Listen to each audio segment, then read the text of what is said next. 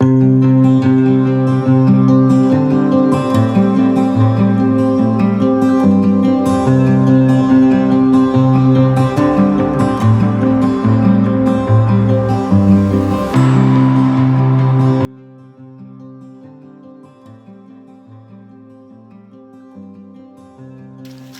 Friday! It's good to be off work. Yeah. We are exploring in an off the beaten path part of Pisgah National Forest. And it is raining. Yeah. What do you think, Kelly? It's quite pretty. Around so that you can see. It is definitely raining, but that's okay. It's quite pretty. We drove up, I don't know, how many miles of Forest Service road? I don't know. We got to the top of the mountain. Yeah. We wanted to check out Curtis Creek Campground because originally we were going to try and camp there while we were in Montreat, but we couldn't because there's no cell service of any kind, which would make it difficult to work. So we confirmed there's actually no cell service. It's a gorgeous campground though, and we kept taking the Forest Service road and figured it would dead end because the map said kind of showed it dead end. It doesn't. So yeah, now we're gonna go for a hike in the rain. Only sugar melts. Anything else you want to say? Nope. You got it. All right. Well, we'll check in more later. Hi. Hello. So it's been a while. It has. It might be a little bit shaky. We are in Texas recording this update at the moment. Yeah, so we are a long ways away from where we are getting ready to talk about. We are, yeah, we are. We actually had to sit down and kind of think about what we wanted to talk about to make sure we didn't forget anything, because the whole point of these videos is so that we don't forget. And one of the things that I think I personally have discovered is that when we are doing a lot of stuff, it is sometimes hard to capture those moments. Oh yeah, like we're not great at the whole YouTube thing because like we're out there living it, yeah, and we're not recording it. We're not recording it. Like, but we don't want to forget it either. No, like it, and so it's really hard. And so, you know, Montreat is a prime example of that. We had a fabulous week in Montreat. Yeah, so after we left Carolina Beach is when we went to Montreat, North Carolina. And we left early, actually. Yeah, because there was a storm coming in. Yes. Another windstorm. You know, it's been the theme. It has been the theme. And so we didn't have a campsite. So we left at 8 o'clock. I forgot about that. We left at 8 o'clock at night. Right as the campground was closing, we finally stopped waffling and we're like, okay, we would rather drive in the dark through the night than deal with another crazy windstorm the next morning. Yeah. So we drove. We didn't have a campsite. We had looked on iOverlander and we had found a parking lot at a trailhead that was big enough. It was a really nice parking lot. It was. It was so nice, in fact, that when we woke up the next morning after we made it there, REI was actually hosting an event in that parking lot. Fortunately, it was very rainy that morning. It was. And so there weren't that many people at the mountain biking training event thing that they were hosting. It was a mountain biking workshop, that's what it was.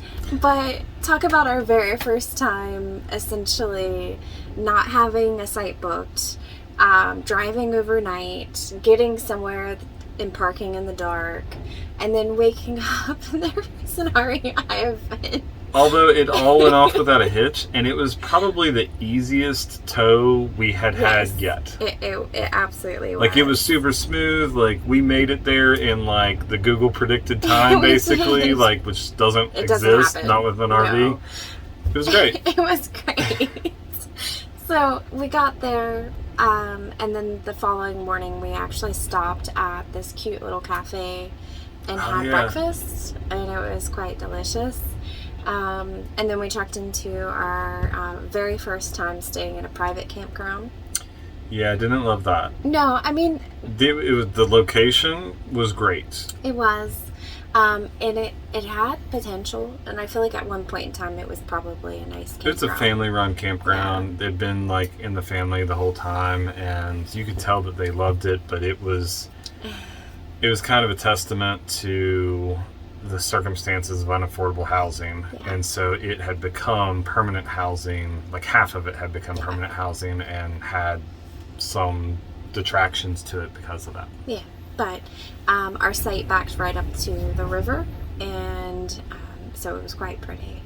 And so it was nice. We were about 15 minutes away from family, and it made it kind of perfect for visiting. We had self-service and good internet, so Drew was able to work while we were there.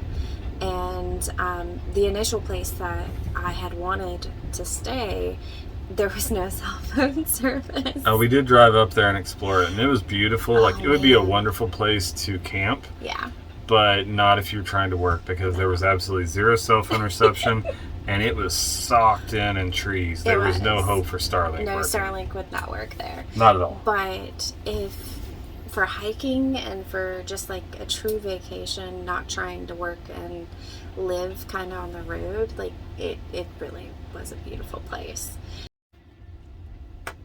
So it was really kind of the last time that we've had somebody over to the camper to host dinner. Was over at our campsite in Old Fort. Yeah, we had cousins over, and it was a good time. Yeah, it was. So as we were mentioning earlier, Montreat was definitely, I think, a prime example of us not being great at capturing the moment when it's happening. We were there for a week, and I think I took one video the entire time, and it was less than 2 minutes long. But we had a really awesome time. We did. It was a lot of fun.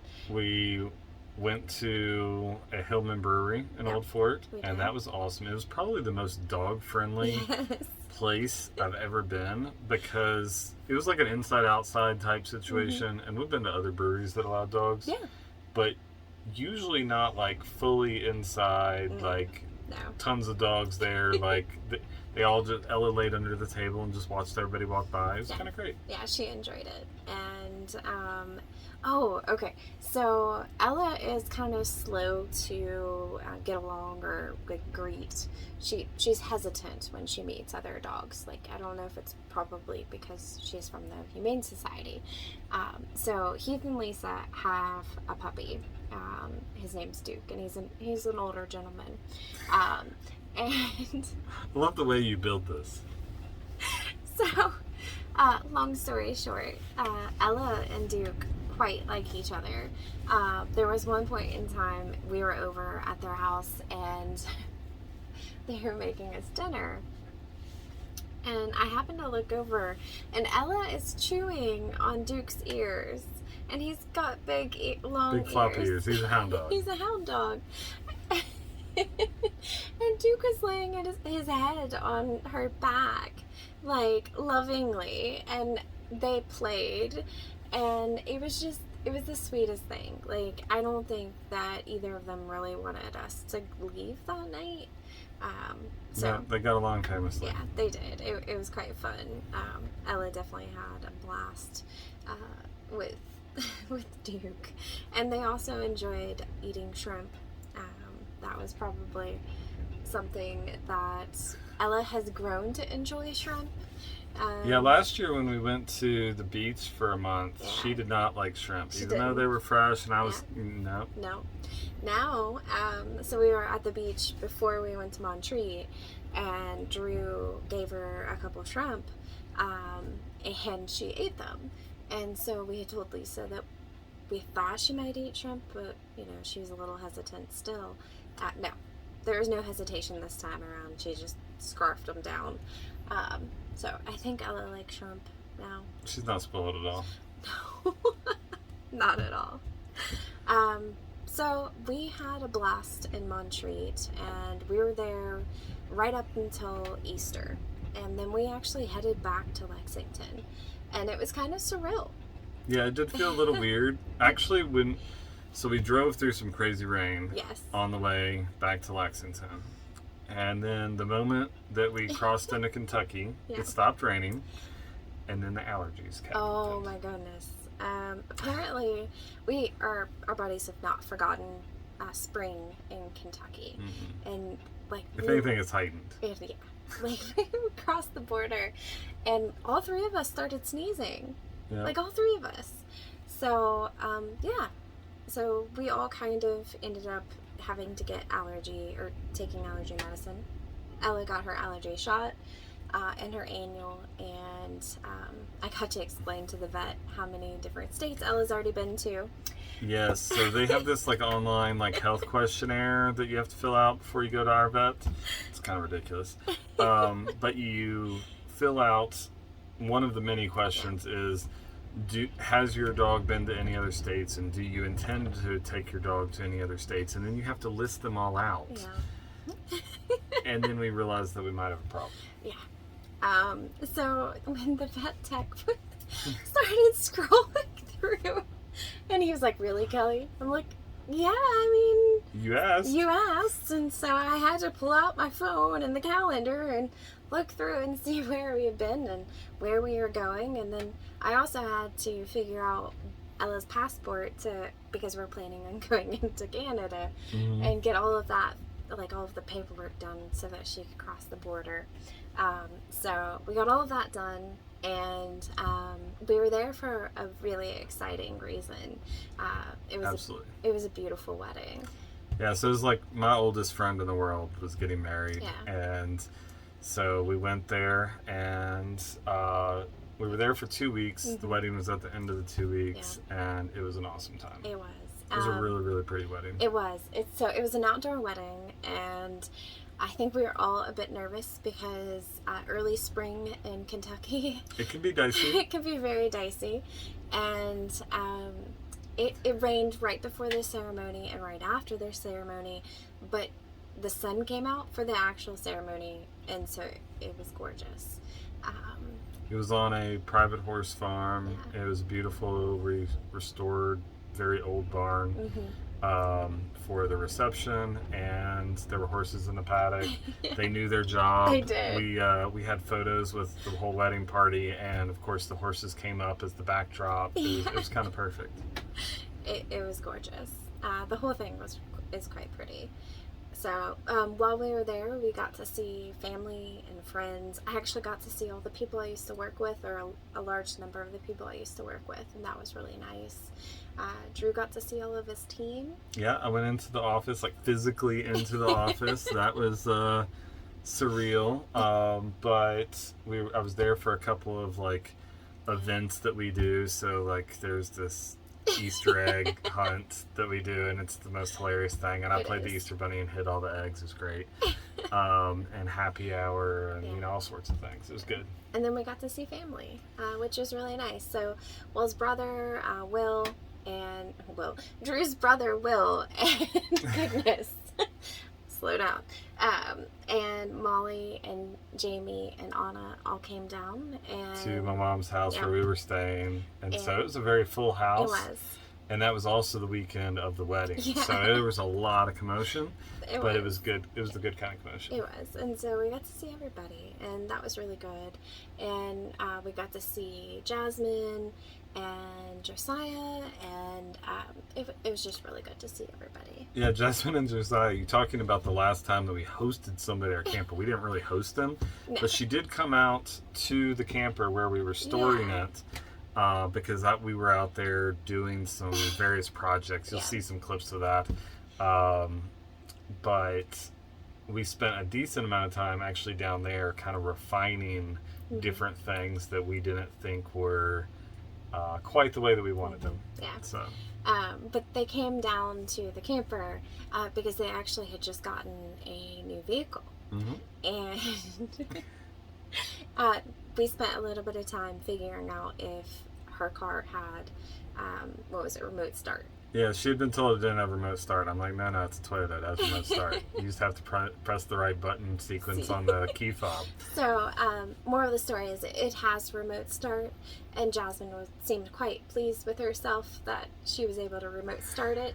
And Josiah seemed quite pleased with himself that he could cancel the remote start from inside after she hit the button to Series to remote start it. So it was quite hilarious. Yep. So, yeah. 2 weeks in Lexington, and then we headed west. Yeah, that was really like the start of the journey, really, for us. Like, I feel like, we'll talk about it more later, but like everything else, we stayed southeast U.S., and then now we made a beeline west. Yeah, and now we're sitting in Texas. We are, the very northernmost part of Texas. And let me just tell you, like, I won't give it all away. It has lived up to its name for me. It's beautiful. It's oh so rugged.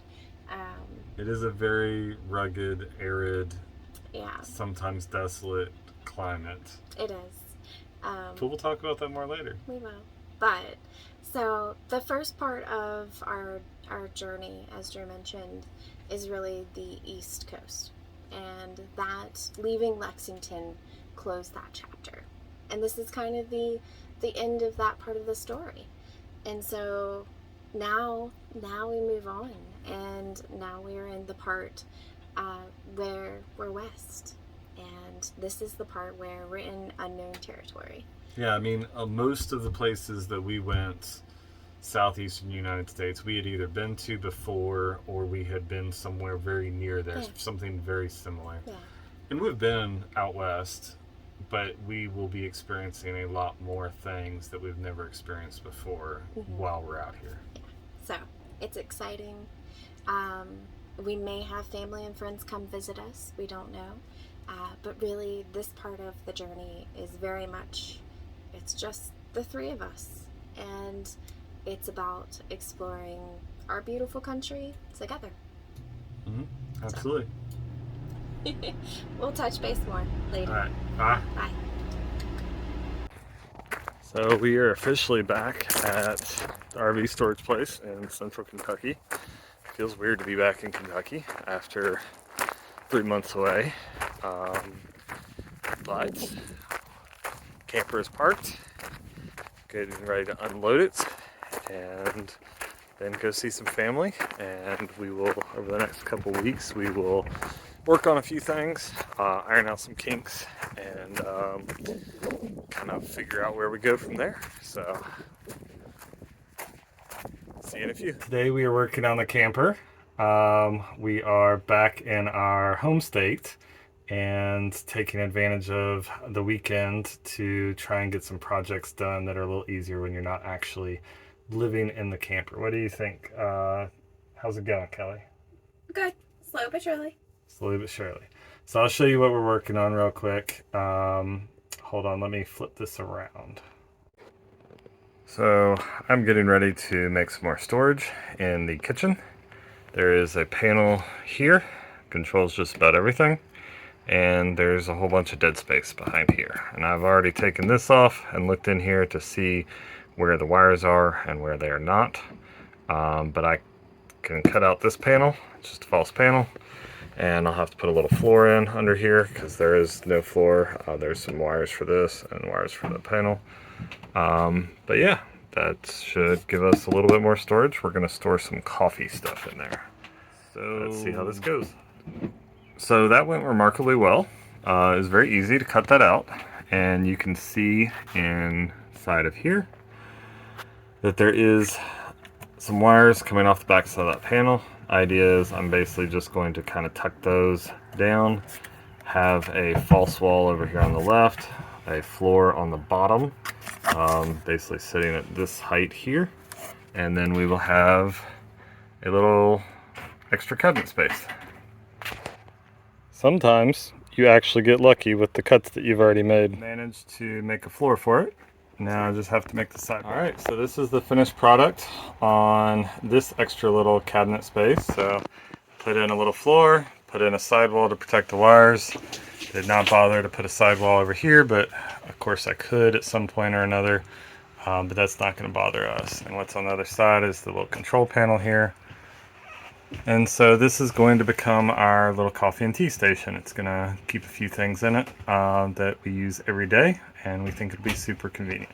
We don't have our coffee maker down here right now. We use a mocha pot, but this is a representation of what it's going to look like. So what are we doing, Drew? Today we are not trying to not electrocute ourselves. Okay, that's always a good mission. So this is the battery disconnect for our crazy electronic system with our 400 amp hour battery and 3000 watt inverter over there. But the usability of some of the stuff in our camper was limited by not having USB-C and like cigarette lighter style chargers where it was convenient or powerful enough to like power a laptop. So underneath the bed I have wired in both types over there, and everything is all hooked up. Got both of my positives with fused going to the side of the battery disconnect, and then I'm grounded over there. So we are turning it on and we're gonna see if it goes sizzle sizzle. Fingers crossed that it doesn't. And we have power. We have power. Nothing seems to be on fire. Nothing bad happened. So we're gonna go inside and plug something into one of those USB ports and see if Drew did it right.